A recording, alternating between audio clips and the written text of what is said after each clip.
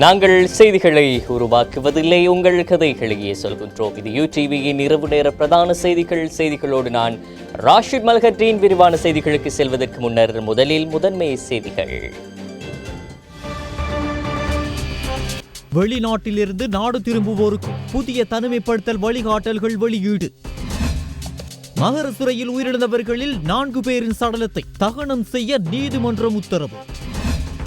எலிக்காய்ச்சலால் அதிகமான நோயாளிகள் ரத்தினபுரி மாவட்டத்தில் கண்டுபிடிப்பு. ஸ்பெயினில் 10 பேரில் ஒருவருக்கு கோவிட் தொற்று, ஆய்வில் தகவல். பாலியல் குற்றத்துக்காக ஆண்மை நீக்கும் சட்டத்திற்கு பாகிஸ்தான் ஜனாதிபதி ஒப்புதல். லங்கா பிரீமியர் லீக் இறுதிச் சுற்று போட்டி ஆரம்பம். இவை எமது முதன்மை செய்திகள். விரிவான செய்திகளில் முதலில் உள்நாட்டு செய்திகள்.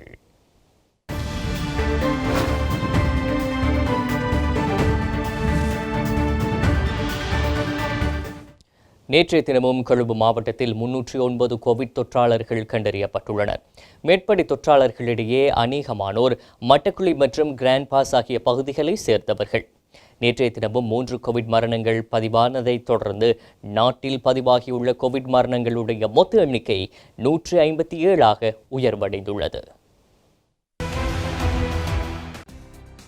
நாட்டில் நேற்றைய தினம் 688 கோவிட் தொற்றாளர்கள் பதிவாகியுள்ளனர். நேற்று அடையாளம் காணப்பட்ட கோவிட் தொற்றாளர்களில் 554 பேர் மினுவாங்குடை பேலியகுட கொத்தணி பரவலுடன் தொடர்புடையவர்கள் ஆவர். அத்துடன் சிறைச்சாலைகளிலிருந்து 68 பேரும் வெளிநாடுகளில் இருந்து நாடு திரும்பிய நிலையில் தனிமைப்படுத்தலில் இருந்த 21 பேரும் கண்டறியப்பட்டுள்ளனர். நேற்றைய தினமும் கொழும்பு மாவட்டத்தில் 309 கோவிட் தொற்றாளர்கள் கண்டறியப்பட்டுள்ளனர். மேற்படி தொற்றாளர்களில் அதிகமானோர் மட்டக்குழி மற்றும் கிரேன் பாஸ் பகுதிகளைச் சேர்ந்த ஆவர். இதற்கமைய மட்டக்குழி பிரதேசத்தில் 62 பேரும் கிரேன் பாஸ் பிரதேசத்தில் 69 பேரும் நேற்றைய தினம் தொற்றாளர்களாக அடையாளம் காணப்பட்டுள்ளனர். இதற்கமைய கொழும்பு மாவட்டத்தில் கடந்த அக்டோபர் 4 முதல் கண்டறியப்பட்டுள்ள மொத்த தொற்றாளர்களுடைய எண்ணிக்கை 15,060 உயர்வடைந்துள்ளது. களுத்துறை மாவட்டத்தில் அடுத்தபடியாக 119 பேர் அடையாளம் காணப்பட்டுள்ளனர். அடுத்ததாக கம்பஹா மாவட்டத்தில் 104 பேர் அடையாளம் காணப்பட்டுள்ளனர். மேலும் 15 மாவட்டங்களில் 90 பேர் அடையாளம் காணப்பட்டுள்ளனர்.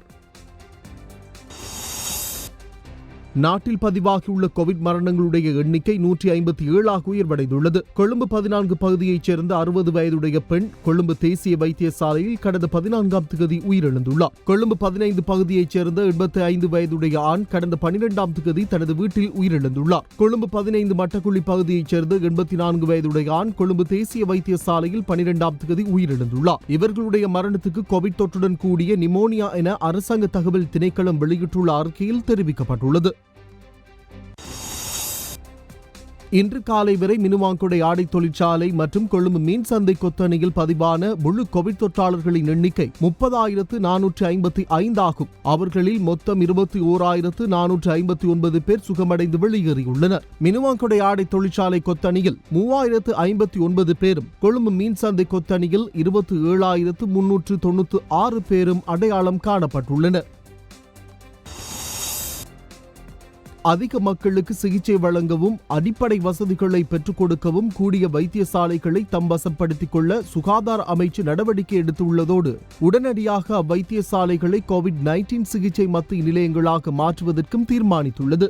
சுகாதார அமைச்சர் பவித்ரா வன்னியாராய்ச்சியின் தலைமையில் கோவிட்-19 ஒழிப்புக்கான செயற்பாட்டு மத்திய நிலையம் இன்று சுகாதார அமைச்சில் கூடிய போதே அவர் இதனை தெரிவித்துள்ளார். தற்போது நாட்டில் நிலவும் கோவிட் தொற்று காரணமாக நாள்தோறும் 500 தொடக்கம் 600 வரையான தொற்றாளர்கள் கண்டறியப்படுவதால் இவர்களுக்கான சிகிச்சை நிலையங்களை உடனடியாக ஏற்படுத்தி கொடுப்பது தொடர்பாக இக்கூட்டத்தில் கலந்துரையாடப்பட்டுள்ளது. இதற்கான நிதி ஒதுக்கீட்டை அமைச்சரவையிலும் மேலதிக தேவைகளுக்கு உலக வங்கி அல்லது ஆசிய அபிவிருத்தி வங்கி போன்றவற்றின் நிதியுதவிகளை பெற்றுக்கொள்ளவும் கலந்தாலோசிக்கப்பட்டுள்ளது.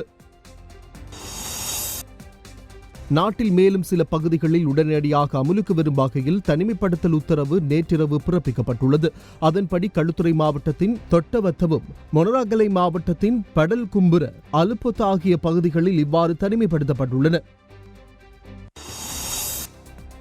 கொரோனா தனிமைப்படுத்தல் சட்டத்தை மீறி வருட இறுதி புத்தாண்டு களியாட்ட நிகழ்வை நடத்திய மட்டக்களப்பில் உள்ள பிரபல சுற்றுலா விடுதியொன்றின் உரிமையாளர் உட்பட நிகழ்வை ஏற்பாடு செய்த தனியார் நிறுவனம் ஒன்றின் 46 உறுப்பினர்கள் தனிமைப்படுத்தப்பட்டுள்ளதாக கல்லடி பிரதேச பொது சுகாதார பரிசோதகர் எஸ். அமிர்தாப் தெரிவித்துள்ளார். வெலிசர சுவாச நோய்க்கான வைத்தியசாலையில் சிகிச்சை பெற்று வந்த நிலையில் தப்பியோடிய கோவிட்-19 தொற்றாளர் மருதானை பகுதியில் வைத்து கண்டுபிடிக்கப்பட்டுள்ளார். நேற்று பிற்பகல் குறித்த நபர் வைத்தியசாலையிலிருந்து தப்பிச் சென்றிருந்தார். மருதானை பிரதேசத்தைச் சேர்ந்த 43 வயதுடைய குறித்த நபர் காச நோய்க்கு சிகிச்சை பெறுவதற்காக கடந்த தினம் வெலிசர சுவாச நோய்க்கான வைத்தியசாலையில் அனுமதிக்கப்பட்டார். பின்னர் அவருக்கு மேற்கொள்ளப்பட்ட PCR பரிசோதனையில் அவருக்கு தொற்று உறுதிப்படுத்தப்பட்டதை அடுத்து அவர் அங்கிருந்து தப்பிச் சென்றிருந்தமை குறிப்பிடத்தக்கது. கொரோனா தொற்று பரவலை அடுத்து விதிக்கப்பட்ட பயண கட்டுப்பாடுகள் காரணமாக வெளிநாடுகளில் சிக்கி தவித்த மேலும் பல இலங்கையர்கள் நாடு திரும்பியுள்ளனர். அந்த வகையில் இன்று காலை 8:30 மணி வரையிலான கடந்த 24 மணி நேரத்தில் 511 பேர் நாடு திரும்பியுள்ளனர். இன்று மாத்திரம் 140 பேர் துபாயிலிருந்தும் 137 பேர் கட்டாரிலிருந்தும் நாடு திரும்பியுள்ளனர். இவ்வாறு நாடு திரும்பிய அனைத்து பயணிகளுக்கும் PCR சோதனை மேற்கொள்ளப்பட்டு தனிமைப்படுத்தும் நடவடிக்கை எடுக்கப்பட்டுள்ளது. சுற்றுலா பயணிகளுக்காக கட்டுநாயக்க விமான நிலையம் திறக்கப்படும் போது நாட்டுக்கு வரும் சுற்றுலா பயணிகளின் எண்ணிக்கை அதிகரிக்குமானால் அதற்கு தேவையான அடிப்படை வசதிகளை ஏற்படுத்துவதற்கான தனியார் பிரிவுகளின் ஒத்துழைப்பை பெற நடவடிக்கை எடுக்கப்பட்டுள்ளது. அத்துடன் தற்போதும் வெளிநாடுகளில் இருந்து இலங்கைக்கு வருபவர்களுக்கான PCR பரிசோதனைகளுடன் தனியார் பிரிவுகள் தொடர்பு படுத்தப்பட்டுள்ளது. எனினும் மத்திய கிழக்கு நாடுகளிலிருந்து வருபவர்களுக்கான PCR பரிசோதனையை அரசாங்கமே முன்னெடுக்கும். நேற்றைய தினம் நாட்டில் 15,273 PCR பரிசோதனைகள் மேற்கொள்ளப்பட்டுள்ளன. கடந்த 10 மாதங்களில் 10,42,318 PCR பரிசோதனைகள் நாட்டில் மேற்கொள்ளப்பட்டுள்ளன. இலங்கையில் மேலும் 326 பேருக்கு கொரோனா தொற்று உறுதிப்படுத்தப்பட்டுள்ளது. இவர்கள் அனைவரும் ஏற்கனவே கொரோனா தொற்றுக்கு இலக்கானவர்களுடன் தொடர்பில் இருந்தவர்கள் என ராணுவ தளபதி சவேந்திர சில்வா தெரிவித்துள்ளார். இன்று மாலை 6 மணி வரையில் நாட்டில் 8,638 பேர் நாடளாவிய ரீதியில் உள்ள மருத்துவமனைகளில் சிகிச்சை பெற்று வருகின்றனர். இதுவரை நாட்டில் 34,447 கோவிட் தொற்றாளர்கள் கண்டறியப்பட்டுள்ளனர். இன்றைய தினம் 785 பேர் குணமடைந்து வீடு திரும்பியுள்ளனர். அதன்படி நாட்டில் இதுவரை 25,652 பேர் பூரணமாக குணமடைந்து வீடு திரும்பியுள்ளனர். 157 மரணங்கள் இதுவரை நாட்டில் சம்பவித்துள்ளன.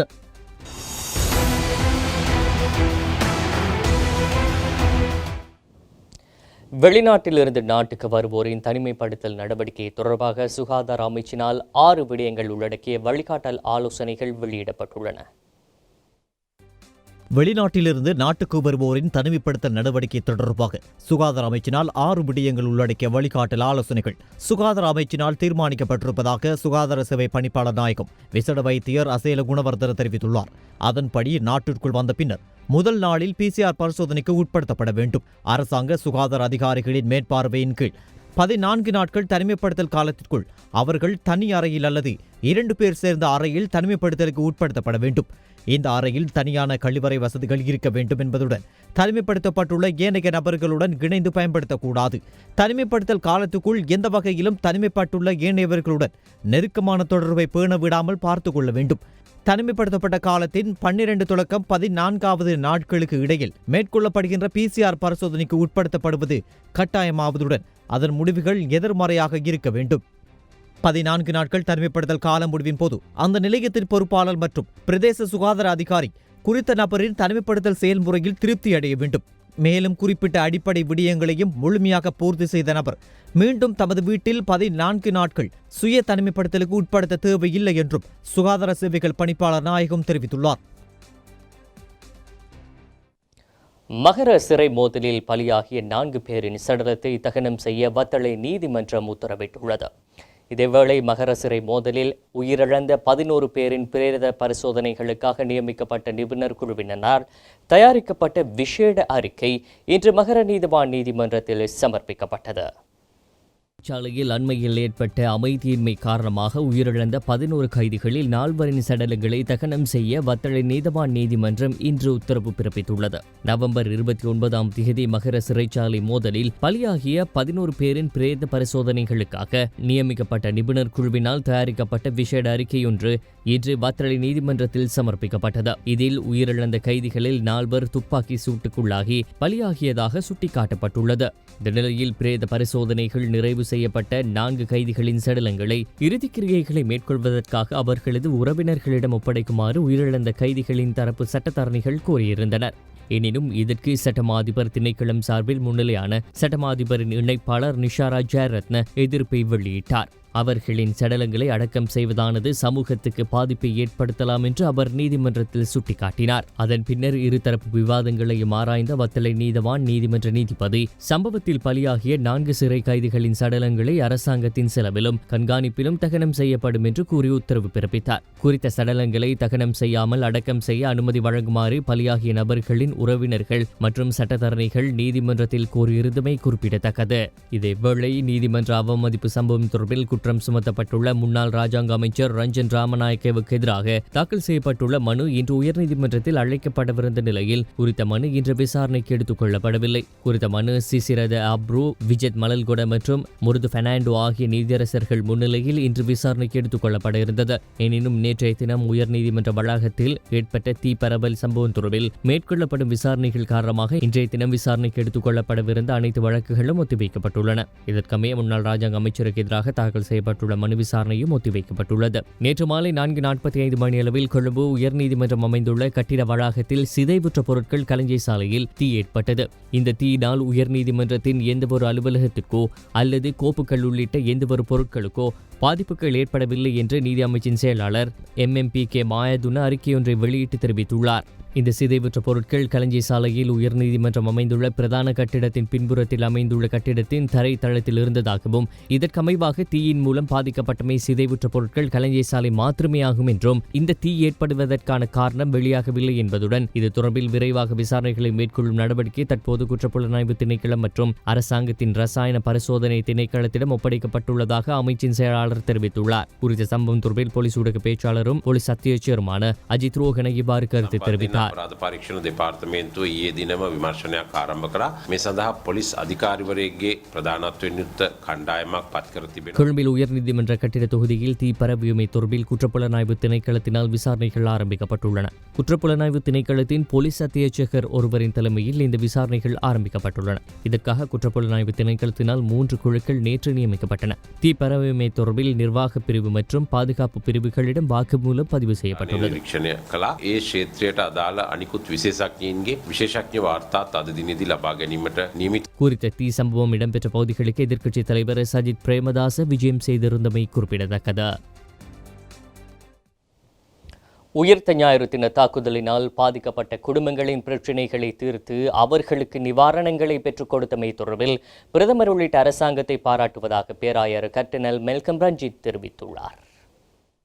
2019 உயிர்த்த ஞாயிறு தின பயங்கரவாத தாக்குதலில் பாதிக்கப்பட்ட குடும்பங்களின் பிரச்சினைகளை தீர்த்தல் மற்றும் தாக்குதலுக்கு இலக்கான தேவாலயங்களின் எதிர்கால அபிவிருத்தி நடவடிக்கைகள் குறித்து பிரதமரின் தலைமையில் அலரி மாளிகையில் இடம்பெற்றது. உயிர்த்த ஞாயிறு தின பயங்கரவாத தாக்குதலில் பாதிக்கப்பட்டவர்களுக்காக கடுவப்பிட்டிய பிரதேசத்தில் நிர்மாணிக்கப்பட்டு வரும் 24 வீடுகள் திட்டத்தின் பணிகள் இதுவரை நிறைவடைந்த இடத்திலிருந்து மீண்டும் ஆரம்பித்து விரைவில் நிறைவு செய்வதற்கான நடவடிக்கைகளை முன்னெடுக்குமாறு அரச பொறியியலாளர் கூட்டுத்தாபனத்திற்கு பிரதமர் இதன்போது அறிவுறுத்தினார். மேலும் காணி உரிமை கொண்டுள்ளவர்களுக்காக மேலும் 5 வீடுகள் கடுவப்பிட்டிய பிரதேசத்தில் நகர அபிவிருத்தி அதிகார சபையின் கீழ் நிர்மாணிக்கப்படவுள்ளது. தாக்குதலில் பாதிக்கப்பட்டு கொழும்பை அண்மித்த பகுதிகளில் வாடகை வீடுகளில் குடியிருக்கும் 33 குடும்பங்களுக்காக வீடமைப்பு அபிவிருத்தி அதிகார சபையின் திட்டமிடப்பட்ட வீட்டு திட்டத்தில் இருந்து 33 வீடுகளை ஒதுக்கி தருமாறு பிரதமர் இதன்போது தெரிவித்தார். இம்மக்களுக்கு மேலதிகமாக பதுளை, கண்டி உள்ளிட்ட நாடு முழுவதும் உள்ள தாக்குதலினால் பாதிக்கப்பட்ட 11 குடும்பங்களுக்காக அந்தந்த பிரதேசங்களில் வீட்டு தேவைகளை பூர்த்தி செய்து கொடுப்பது தொடர்பில் இதன்போது உடன்பாடு எடுக்கப்பட்டது. கலந்துரையாடலின் நிறைவில் கருத்து தெரிவித்த பேராயர் மெல்கம் ரஞ்சித், රජයටත් මගේ පෞද්ගලික ස්තුතිය සහ ප්‍රශංසා පුද කර සිටිනවා. මේ உயிர்த்த ஞாயிறு தாக்குதலினால் பாதிக்கப்பட்ட மக்களுக்கு நிவாரணங்களை பெற்றுக் கொடுத்து அவர்களது பிரச்சினைகளை தீர்த்து வைப்பதற்கு முயற்சிக்கும் இந்த வேலை திட்டத்திற்கு எமக்கு வழங்கிய ஆதரவு தொடர்பில் விசேடமாக இந்த விடயத்தில் தலையீடு செய்து நடவடிக்கை மேற்கொள்ளும் அனைவருக்கும் எனது நன்றிகளை தெரிவித்துக் கொள்கின்றேன். எமது மக்கள் பாதிக்கப்பட்டமையினாலேயே நாம் இந்த அனைத்து நடவடிக்கைகளையும் மேற்கொள்கின்றோம். எதிர்காலத்தில் அவ்வாறான தாக்குதல்கள் இடம்பெறாத பாதுகாப்பான இடமாக மாற்றுவதற்கு உங்களது அரசாங்கம் மற்றும் ஜனாதிபதியின் தலையீட்டுடன் நாட்டின் பாதுகாப்பை பலப்படுத்துவதற்கான அனைத்து நடவடிக்கைகளும் மேற்கொள்ளப்படும் என நாம் நம்புகின்றோம். කොයිම විදියකටවත් සිදු නොවෙන්නට රට ආරක්ෂිත ස්ථානයක් කරගන්නට ඔබතුමාගේ රජය සහ අතිගරු ජනාධිපතිතුමාගේ මැදහත්වීම තුළ රටේ ආරක්ෂාව ශක්තිමත් කරගන්නට හැම දෙයක්ම සිදුවෙයි කියලා අපි ලොකු බලාපොරොත්තුවක් ඔබතුමා කෙරෙහි. உயிர்த்த ஞாயிறு தாக்குதல் தொடர்பில் கட்டுவாப்பிட்டிய தேவாலயத்தில் குண்டு தாக்குதலை மேற்கொண்ட ஹஸ்தூனின் மனைவி சாரா ஜெஸ்மின் எங்கு இருக்கின்றார் என தனக்கு தெரியாது என சிலோன் தௌஹீத் ஜமாத் அமைப்பின் செயலாளர் அப்துல் ராசிக் தெரிவித்துள்ளார். சிலோன் தௌஹீத் ஜமாத் அமைப்பின் செயலாளர் அப்துல் ராசிக் உயிர்த்த ஞாயிறு தாக்குதல் தொடர்பில் ஆராயும் ஜனாதிபதி ஆணைக்குழுவில் நேற்று 2வது தினமாகவும் முன்னிலையானார். தற்போது நாட்டிலிருந்து தப்பிச் சென்றுள்ளதாக சந்தேகிக்கப்படும் சாரா ஜெஸ்மின் என்பவரை கட்டுவாப்பிட்டிய தேவாலயத்தில் குண்டு தாக்குதலை மேற்கொண்ட குண்டுதாரிக்கு பலவந்தமாக திருமணம் செய்து வைத்ததாக அவர் மீது குற்றம் சுமத்தப்பட்டிருந்தது. இந்நிலையில் உரிய முறைமையின்றி அப்துல் ராசிக் என்பவரால் அந்த திருமணம் நடத்தி வைக்கப்பட்டுள்ளதாக ஆணைக்குழு விசாரணையில் வெளிப்பட்டுள்ளது. சாட்சியாளரிடம் கேள்வி எழுப்பியுள்ள அரசு சட்டவாதி, கட்டுவாப்பிட்டிய தேவாலயத்தில் தாக்குதல் மேற்கொண்ட அஸ்துன் என்பவரை நீங்கள் அறிந்திருந்தீர்களா என வினவினார். இதற்கு பதிலளித்த அப்துல் ராசிக் அவரை அறிந்திருந்ததாக தெரிவித்தார். இதையடுத்து அவர் திருமணம் செய்திருந்த சாரா ஜெஸ்மின் எனப்படும் புலஸ்தினி மகேந்திரனை நீங்கள் அறிந்திருக்கிறீர்களா என சாட்சியாளரிடம் அரசு சட்டவாதி கேள்வி எழுப்பினார். 2015ஆம் ஆண்டு ஆகஸ்ட் மாதம் 17ஆம் தேதி அவரை முதன்முறையாக கண்டதாகவும் கிழக்கு மாகாணத்திலிருந்து அஸ்துனுடன் மாளிகாவத்தையில் உள்ள தங்களது பிரதான அலுவலகத்துக்கு அவர் வந்ததாகவும் சாட்சியாளர் ஆணைக்குழுவில் தெரிவித்துள்ளார். இதையடுத்து அஸ்துன் அவரை குறித்த சந்தர்ப்பத்தில் திருமணம் செய்திருந்தாரா என அரசு சட்டவாதி கேள்வி எழுப்பினார். அதற்கு இல்லை என பதிலளித்த சாட்சியாளர் புலஸ்தினியை இஸ்லாமியராக மதம் மாற்ற வேண்டும் என அஸ்துன் கூறியதாக தெரிவித்துள்ளார். அவர் தனது சிறந்த நண்பர் என்றும் முஸ்லிம் மதத்துக்கு மாறுவதற்கு புலஸ்தினி விருப்பத்துடன் உள்ளதாகவும் அஸ்துன் கூறியதாகவும் அவர் தெரிவித்துள்ளார். இதையடுத்து தாங்கள் அதற்கான நடவடிக்கையை மேற்கொண்டு புலஸ்தினியை இஸ்லாமிய மதத்துக்கு மாற்றி சாரா ஜெஸ்மின் என பெயரிட்டு அவருக்கு சான்றிதழ் ஒன்றை வழங்கியதாகவும் சாட்சியாளரான அப்துல் ராசிக் ஆணைக்குழுவில் பதிலளித்துள்ளார். இதேவேளை இதற்கு முன்னதாக ஆணைக்குழுவில் நீண்ட சாட்சியத்தை வழங்கியிருந்த சாரா ஜெஸ்மின் எனப்படும் புலஸ்தினி மகேந்திரனின் தாயார் அப்துல் ராசிக் என்பவர் புலஸ்தினியை அஸ்துனுக்கு பலவந்தமாக திருமணம் செய்து வைத்ததாக தெரிவித்துள்ளார். இதையடுத்து தனது மகள் தொடர்பில் எந்த ஒரு தகவலையும் தன்னால் அறிய முடியாதிருந்ததாக புலஸ்தினியின் தாயார் ஆணைக்குழுவில் சாட்சியம் அளித்திருந்தார். இந்நிலையில் சாட்சியாளரிடம் கேள்வி எழுப்பிய அரசு சட்டவாதி புலஸ்தினி தற்போது எங்கு இருக்கிறார் என வினவினார். இதற்கு பதிலளித்த சாட்சியாளரான அப்துல் ராசிக் தனக்கு தெரியாது என குறிப்பிட்டார். இதேவேளை ஏப்ரல் 21 தாக்குதல் தொடர்பில் ஆராயும் ஜனாதிபதி ஆணைக்குழுவின் போலீஸ் பிரிவில் சட்டமாதிபரின் இணைப்பு அதிகாரி அரசு சட்டவாதி நிசாரா ஜெயரத்ன இன்று முன்னிலையாகியிருந்தார். அண்மையில் வெளியிட்ட ஊடக அறிக்கை தொடர்பில் விளக்கம் அளிப்பதற்காக இன்றைய தினம் சட்டமாதிபரின் இணைப்பு அதிகாரிக்கு அழைப்பு விடுக்கப்பட்டுள்ளது. இவர் ஆணைக்குழுவுக்கு வழங்கிய சாட்சியம் தொடர்பிலான செய்தியை நாளை எமது பிரதான செய்தி அறிக்கையில் எதிர்பாருங்கள். இஸ்லாமியர்களின் ஜனாசாக்களை எரிக்காது அடக்கம் செய்ய கோரியும் சிறுபான்மையின மக்களின் மத உரிமைகளுக்கு மதிப்பு வழங்க கோரியும் அமைதியான முறையில் விழிப்புணர்வு போராட்டங்கள் நாடு முழுவதும் இன்றும் நடைபெற்றன. இஸ்லாமியர்களின் ஜனாசாக்களை எரிக்காது அடக்கம் செய்ய கோரி வடக்கு கிழக்கு ஒருங்கிணைப்பு குழுவின் ஏற்பாட்டில் பூநகரி பிரதேச செயலகத்துக்கு முன்னர் கவனிப்பு ஆர்ப்பாட்டம் ஒன்று இன்று இடம்பெற்றது. குறித்த கவனஈர்ப்பு போராட்டத்தில் இந்து, கிறிஸ்தவ, இஸ்லாமிய சமயங்களை சேர்ந்தவர்கள் சுகாதார நடைமுறைகளை பின்பற்றி போராட்டத்தில் ஈடுபட்டனர். உலக நாடுகள் அனைத்திலும் அனுமதிக்கப்பட்டிருப்பதை போன்று இஸ்லாமிய சமய முறைக்கு அமைவாக ஜனாசாக்களை அடக்கம் செய்யுமாறும் மத அனுஷ்டானங்களுக்கு ஏற்ற வகையில் அதனை அடக்கம் செய்வதற்கு அரசாங்கம் நடவடிக்கை எடுக்க வேண்டும் எனவும் போராட்டத்தில் ஈடுபட்டிருந்தவர்கள் தெரிவித்துள்ளனர். இந்த முஸ்லீம் மக்களுடைய சிறுபான்மை மக்களினுடைய இந்த உடல்களை தகனம் செய்த இது எங்கள் நாட்டில் பிரச்சனையை ஏற்படுத்தி கொண்டிருக்கின்றது. அவர்களுடைய உரிமையை பாதுகாக்க சொல்லி கேட்டு இன்றைய நாள் இந்த பேனர்கள் 8 மாவட்டத்தில் நாம் கட்டி கொண்டிருக்கிறோம். இந்த நிலையில் சிறுபான்மையினரின் மத உரிமைக்கு மதிப்பளியுங்கள் என தெரிவித்து கிளிநொச்சியில் கவனஈர்ப்பு போராட்டம் ஒன்று இன்று முன்னெடுக்கப்பட்டது. குறித்த போராட்டத்தில் சமூக மட்ட அமைப்புகளின் பிரதிநிதிகள் கலந்து கொண்டிருந்தமை குறிப்பிடத்தக்கது. இலங்கையில் இஸ்லாமியர்களின் ஜனாசா எரிக்கப்படுவதை நிறுத்த கோரியும் அவர்களின் சமய உரிமைகளுக்கு மதிப்பளித்து அடக்கம் செய்வதற்கு அரசு நடவடிக்கை எடுக்க வேண்டும் என தெரிவித்தும் குறித்த போராட்டம் வடக்கு கிழக்கு தழுவிய 8 மாவட்டங்களில் இடம்பெற்றுள்ளது. இதேவேளை மன்னார் மாவட்ட சமூக பொருளாதார மேம்பாட்டுக்கான நிறுவனத்தின் ஏற்பாட்டில் வடக்கு கிழக்கு ஒருங்கிணைப்பு குழுவின் சார்பாக சிறுபான்மையின மக்களின் மத உரிமைகளுக்கு மதிப்பளிக்க கோரி விழிப்புணர்வு போராட்டம் இன்று இடம்பெற்றது. குறித்த போராட்டத்துக்கு மன்னாரின் இளம் சட்டத்தரணிகள் ஆதரவு தெரிவித்து கலந்து கொண்டதோடு நாடாளுமன்ற உறுப்பினர் சார்ல்ஸ் நிர்மலநாதன், மன்னார் நகர சபையின் உபதலைவர் மற்றும் உறுப்பினர்களும் கலந்து கொண்டனர். இதன்போது குறித்த விழிப்புணர்வு போராட்டத்தில் கலந்து கொண்டவர்கள் சிறுபான்மையின மக்களின் மத உரிமைக்கு மதிப்பளிக்க கோரியும் உயிருடன் இருக்கின்ற போது உடலுக்கு கொடுக்கின்ற மதிப்பினை அவர்கள் மரணிக்கின்ற போது அவர்களுக்கு வழங்கப்பட வேண்டும் என்ற கோரிக்கையையும் முன்வைத்தனர். உடல்களை கட்டாய தகனம் என்பது இலங்கையினுடைய நடைமுறையாக இருக்கிறது. ஆனால் WHO நிறுவனம் உட்பட பல நிறுவனங்கள் அதற்குரிய முறையில் அடக்கம் செய்யலாம் என்று கூறியும் சிறுபான்மை மக்களுடைய கலாச்சார மத நம்பிக்கைகளை இல்லாதொழிக்கின்ற செயற்பாடாக இலங்கை அரசாங்கம் சிங்கள பௌத்த இனவாதிகளை திருப்திப்படுத்துகின்ற நோக்கத்திற்காக தொடர்ச்சியாக கட்டாய தகனத்தை நடைமுறையில் வைத்திருக்கிறது. இது உண்மையில் சிறுபான்மை மக்களுக்கு இழைக்கின்ற அநீதியாகும். இந்த நாட்டிலே வாழுகின்ற சிறுபான்மை மக்களுடைய மதம் சார்ந்த நம்பிக்கையை பற்றி இவ்வுலக வாழ்வை விட்டு அந்த மதம் சார்ந்தோர் நீங்கிய பின்னர் அவர்களுடைய ஆன்மாவுக்காகவும் அதே நேரம் அவர்களுடைய உறவினரது மத நம்பிக்கைகளுக்காகவும் இந்த இலங்கை நாட்டிலே அனுமதிக்குமாறு கோரி இன்றைய தினம் மன்னார் மக்களாலே ஒரு கவனீர்ப்பு போராட்டம் ஒன்று இன்று நடைபெற்று வருகின்றது. ஒரு மனிதன் வாழும் பொழுதும் வாழ்ந்த பிறகும் அவனுக்கு கிடைக்க வேண்டிய அந்த அடிப்படை உரிமைகளை அவனுக்கு யாரால் வழங்க முடியுமோ அவர்களை தயவு செய்து வழங்குமாறு நாம் மிக தாழ்மையாக கேட்டுக்கொள்கின்றோம். சிறுபான்மை சமூகத்தின் உரிமைகள் பாதுகாக்கப்பட வேண்டும் என்ற துணைப்பொருளில் இன்று கிண்ணியா பிரதேச செயலகத்துக்கு முன்னால் கிண்ணியா நகரசபை உறுப்பினர் M மஹதி அவர்களினால் பதாதைகள் ஏந்திய வண்ணம் கஃன் சீலை வெள்ளை துணிகளை கட்டி தமது உரிமை போராட்டத்தை அமைதியான முறையில் நடத்தினார். இந்த நிலையில் கட்டாய ஜனாசா எரிப்பு நடவடிக்கைக்கு எதிர்ப்பு தெரிவித்து மாவநிலையிலும் கஃன் சீலை அமைதி போராட்டம் நடைபெற்று வருகின்றது. கொரோனாவினால் மரணமாகும் இலங்கை முஸ்லிம்களின் ஜனாசாக்களை நல்லடக்கம் செய்வதற்கு அனுமதிக்குமாறும் இதனை எரியூட்டுவதற்கு எதிராகவும் இன்று புத்தளம் மஸ்ஜித் வீதியில் வெள்ளை துணி போராட்டம் இடம்பெற்றது. இதன்போது வெள்ளை துணிகளை 100 வருடங்கள் பழமை வாய்ந்த மரத்தில் கட்டி தமது எதிர்ப்பை மக்கள் வெளியிட்டனர். ஜனாசாக்களை எரிப்பதை உடனடியாக கைவிட வேண்டும். உரிமைகள் இந்த நாட்டிலே பாதுகாக்கப்பட வேண்டும். நாட்களான ஒரு பச்சிளம் குழந்தையை அவர்கள் எரித்திருக்கிறார்கள். 10 மாதம் சுமந்து பெற்று வளர்த்த தாய்க்கு அந்த வழி தெரியும். புத்தளத்து சமூகமாக எங்கள் பெண்கள் அனைவரும் நாங்கள் இதை வன்மையாக எதிர்க்கின்றோம், கண்டிக்கின்றோம். வெற்றி கிடைக்கும் வரை நாங்கள் நிச்சயமாக இதற்காக போராடுவோம் என்பதை தெரிவிக்கிறோம். இலங்கையில் இந்த வருடம் எலிக்காய்ச்சல் நோயாளர்கள் அதிகமானோர் இரத்னபுரி மாவட்டத்திலேயே பதிவாகியுள்ளதாக இரத்னபுரி மாவட்ட தொற்றுநோய் தடுப்பு பிரிவின் விசேட வைத்திய நிபுணர் லக்மால் கோனார தெரிவித்தார்.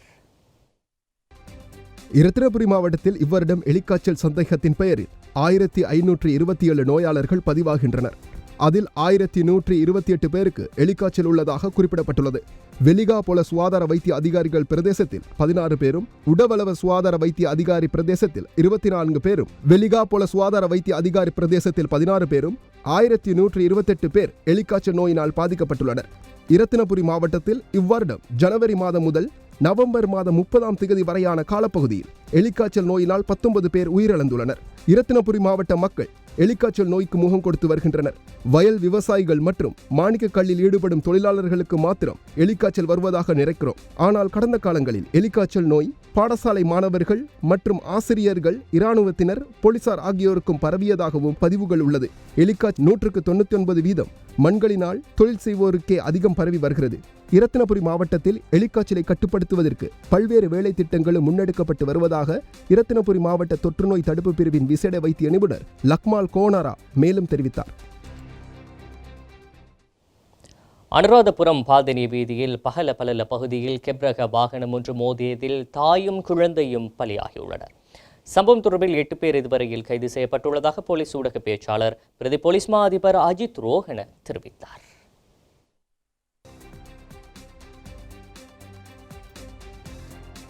நேற்று பிற்பகல் 6:30 மணியளவில் பாதனிய திசையிலிருந்து அனுராதபுரம் திசையில் பயணித்த கெப் வாகனம் ஒன்று வீதியோரமாக நடந்து சென்ற தாய் மற்றும் குழந்தை மீது மோதி விபத்துக்குள்ளாகியுள்ளது. விபத்தில் காயமடைந்த குறித்த பெண் மற்றும் அவரது குழந்தை ஆகிய இருவரும் மகவ வைத்தியசாலையில் அனுமதிக்கப்பட்ட நிலையில் இருவரும் மரணமடைந்துள்ளனர். இந்த விபத்தில் மரணமடைந்தவர்கள் பலல்ல பிரதேசத்தின் பலல்ல பகுதியை சேர்ந்தவர்கள் என அடையாளம் காணப்பட்டுள்ளனர்.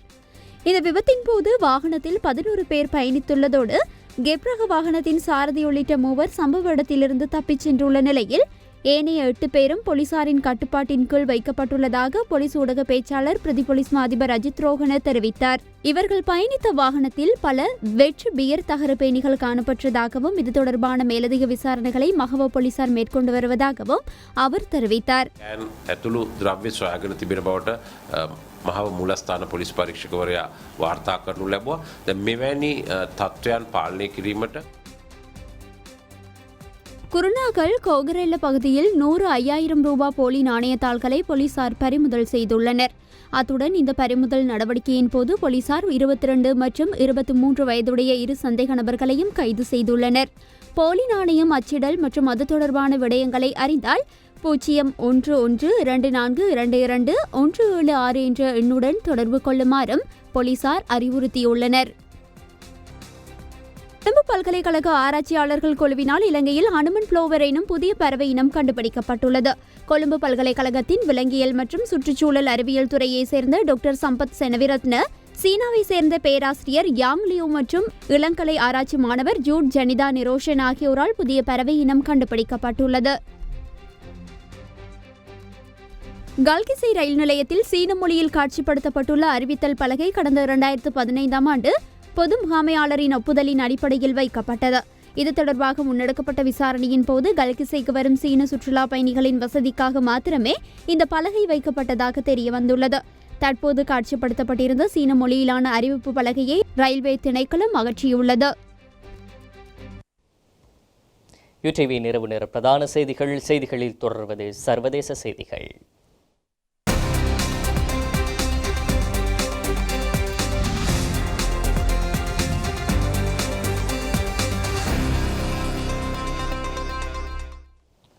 பாகிஸ்தானில் பாலியல் வன்கொடுமை குற்றங்களில் ஈடுபடும் நபர்களுக்கு இரசாயன முறையில் ஆண்மை நீக்கம் செய்யும் தண்டனையை விதிப்பதற்கான அவசர சட்டத்திற்கு அந்த நாட்டு ஜனாதிபதி ஒப்புதல் வழங்கியுள்ளார். தளவில் செய்திகள் நிறைவடைகின்றன. எமது அடுத்த பிரதான செய்தியை நாளை இரவு 7:30 எதிர்பாருங்கள். தொடர்ந்தும் யூடிவியின் நிகழ்ச்சிகளோடு இணைந்திருங்கள்.